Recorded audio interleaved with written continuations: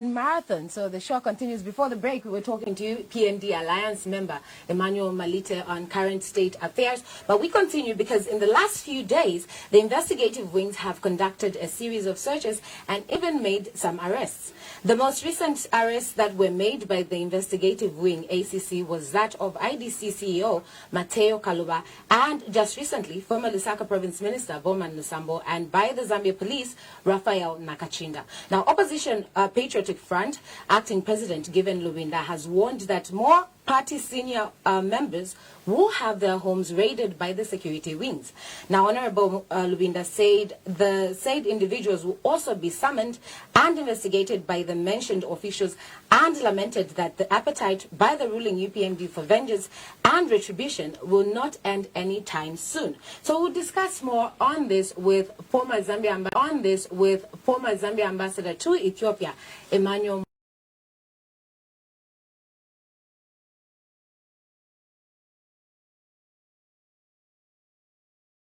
Mamba, who's joining us in the studio right now. Good morning. Thank you very much, and thank you very much, my dear brother.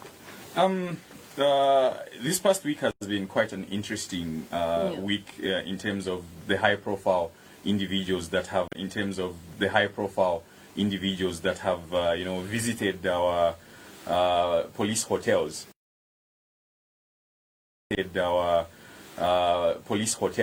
As they call them, notably former minister in Mr. Bowman Lusambo, as well as member of the Patriotic Front committee in Raphael Nakachinda. What are your thoughts on these particular arrests? Danny. On these particular arrests. Danny, the fight against corruption is extremely important.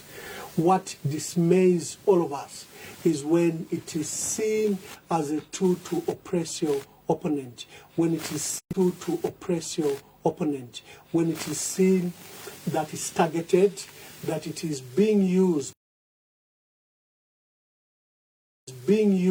unfairly to, diminish the influence of your opposition or your opponents, or cow them into silence. That's where the trouble is. There's nothing wrong with the fight against corruption. In this case, in the cases of Nakachinda, the recent one, laughable. Who would even think a mayor, a Bemba saying, would result into court appearances? As a member of the media and media associations, from 1996, we've called for the abolition of criminal defamation, because it's absurd what we call insult laws. They should never be criminalized. If I say something you do not like or that offends you, take me to a civil court. It should never be a criminal matter. And public officials do not need to be protected from insults. No, they are public officials.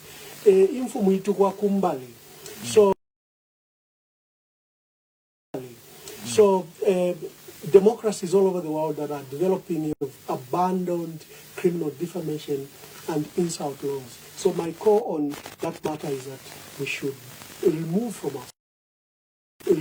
our statute books such laws. They diminish freedom of expression, because at what level, whose discretion is it to say you've insulted the president, you've insulted the vice president, you've insulted the minister? Whose discretion is it? Who will determine what an insult is? That you've injured their honor and dignity. So it usually destroys the foundation of freedom of expression and freedom of the press. So we need to do away with those laws. But like I said, the trouble with the fight against corruption is if you make it targeted. Let me give an example. Who is investigating the recent fertilizer scandal, where existing fertilizer contract was extended unilaterally through single sourcing by $50 million, whatever the justification? Who's investigating that? Who is investigating the $3.7 billion project to do roads under PP? It's not open. The company has been picked without proper tender public processes. Who is investigating that? So that's where the fight against corruption becomes absurd, is you concentrate on what we call trophy cases, where you pick someone and tell them, like my dear brother Emmanuel was here, look, there's no one that has been convicted. In fact, there is no evidence that there was the crimes they are alleging until a competent court of law determines on those matters. It's extremely careless to call people thieves when you haven't put them through the due process of the law. But it has become norm, and you, the media, even accept it for certain group of people to be called thieves without the due process of the law. Minister of Finance for 3 years of the 5 years of the Patriotic Front was Felix Mutati, who was a senior minister in this government. Should I call him a thief? Because he was a Minister of Finance in charge of the Treasury of the PF for 3 years. Should I call him a thief? So we are not encouraging sober, sound debate. We are defaming people. We are reducing their standing and honor even before they are put through the due process of the law. Vida, we've been through this process in the, under President Mwanawasa at the time, where we scandalized so many people. We excited the country that we're looking for millions of dollars that were stolen, and that there was going to be a recovery process that would benefit this country. What did we end up with?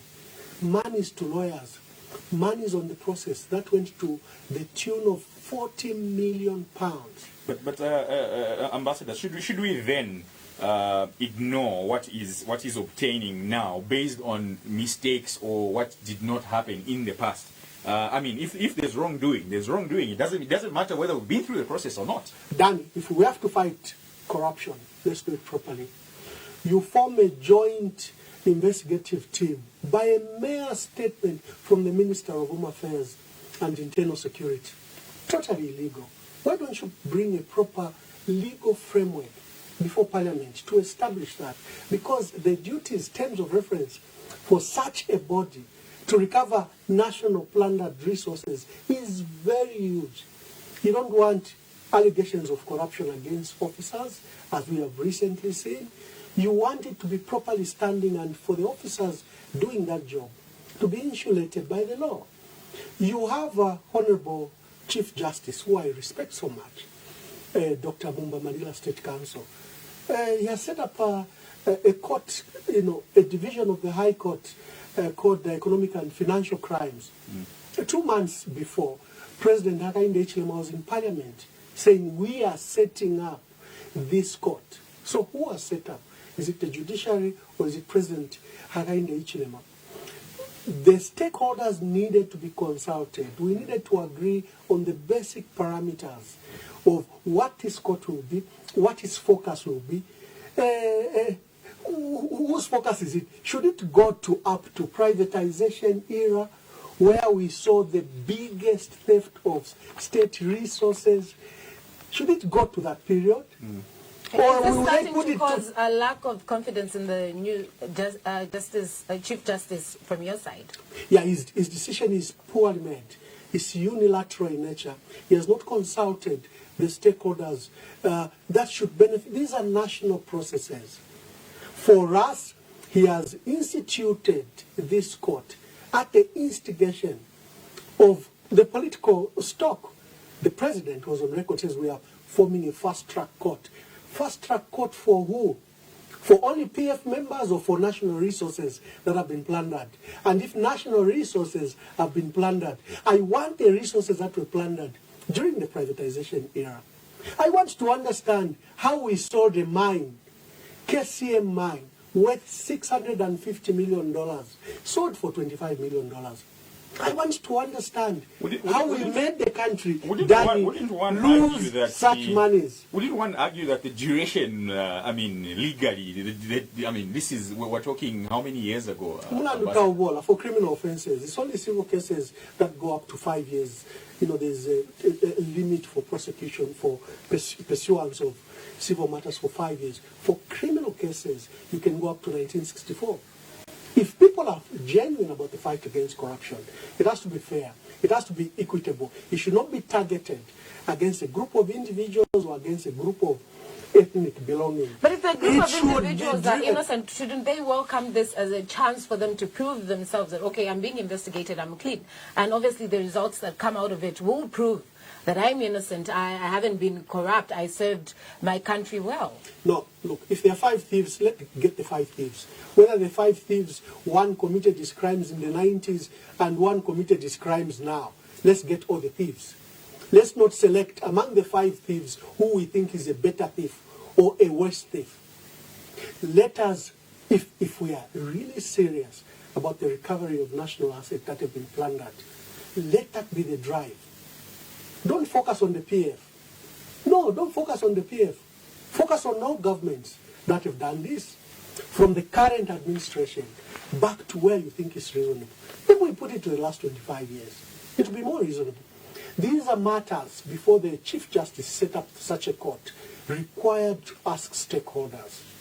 Because we do not want state institutions used and abused to destroy political opponents, so that the UPND becomes a stronger party, a so-called cleaner party, and is the only party that is stronger by 2026. That is what we are against. It should be fair. It doesn't matter who has committed the crime. If he's a minister in this government or is a minister in the former government, the law should apply equitably. The law should be blind. Justice is blind. What should come to the table is only the evidence you brought. The evidence and the crime is what should lead the process. Writing on that, Ambassador. So, are we saying this is targeted basically at Patriotic Front members, and the Nakachinda, of course, arrest comes into mind. Was he, first of all, before we even get to arrest, was he in order to utter those words in your opinion? And do you think that these arrests and these investigations and searches are targeted at Patriotic Front members specifically? President Hakainde Hichilema, in opposition, uttered words that I can't even repeat on air. Okay? When he was in Kasama and when he was in Pemba, you remember those 2 words that he uttered, in Pemba and in Kasama. They may be inappropriate. They may be immoral to say them. But are they criminal? That's another matter. The conduct of politics, in my view, and which I bring to the table, is that we should conduct clean politics. Let's discuss issues. Let's discuss the development of this country.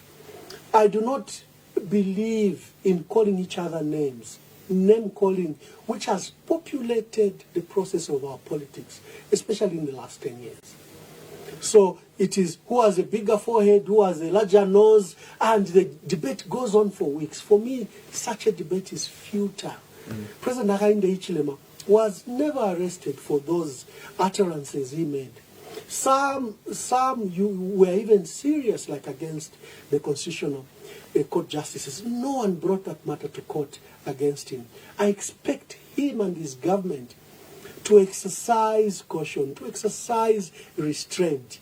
He himself, in opposition, he did some of these things that his colleagues could be doing. Leave it to the Zambians. They know who's doing better politics. But is he directly, involved? Because these are matters that are before police. So is he directly involved? We haven't heard him make a statement, or his spokesperson, or anybody for that matter.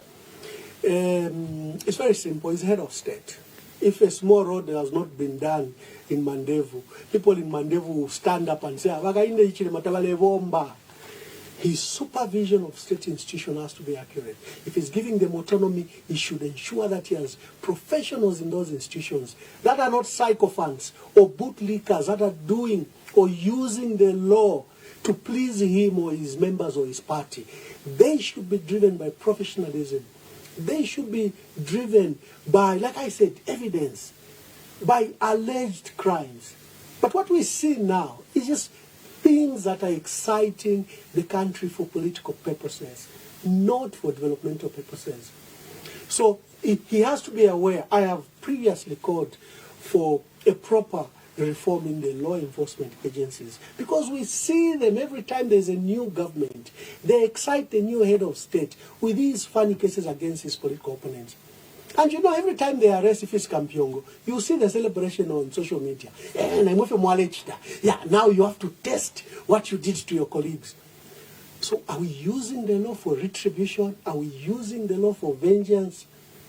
And then the UPND are celebrating. Is that what the law is about? Yeah, are we going to use state power when we have it to crush our enemies or make them pay for the sins they did against us? Is this the direction of this country? I thought the country is in deeper economic problems. I thought that we have one of the highest unemployment rate. I thought that this country is literally on its knees because of the foreign and local debt we have. I thought that's a debate we should have, how to ensure that we unlock all these potentials for this country, than to discuss who has a larger nose and who has a bigger forehead. For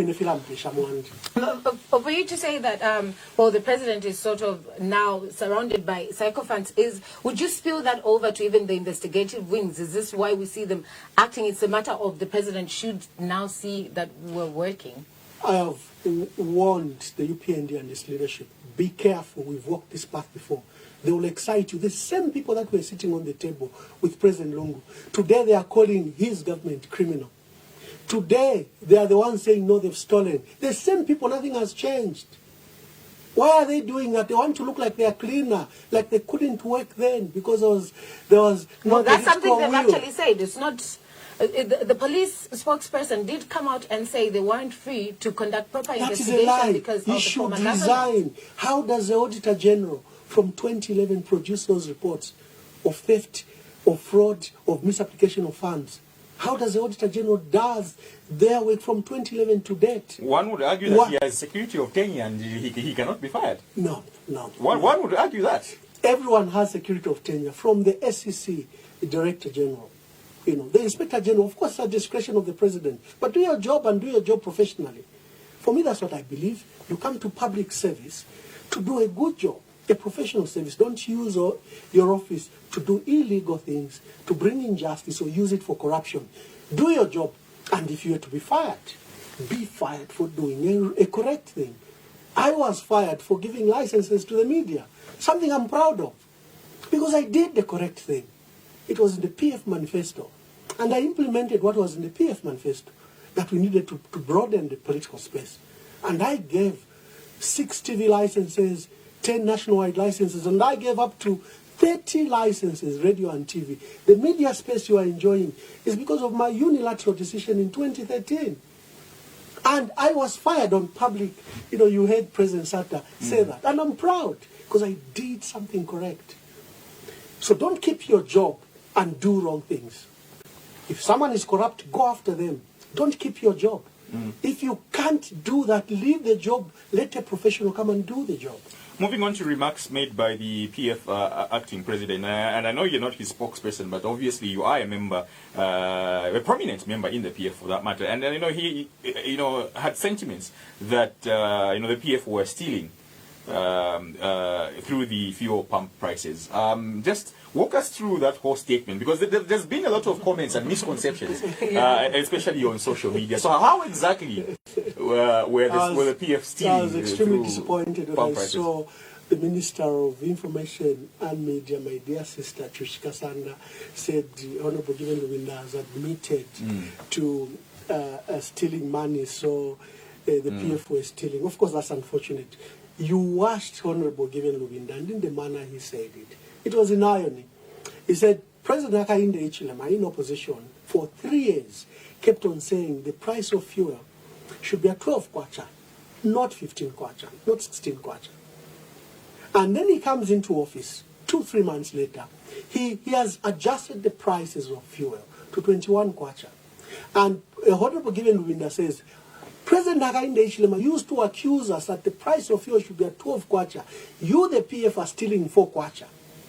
Then Honorable Giwe Lubinda asked, okay, Mr. President, if we are stealing 4 kwacha, how much are you stealing?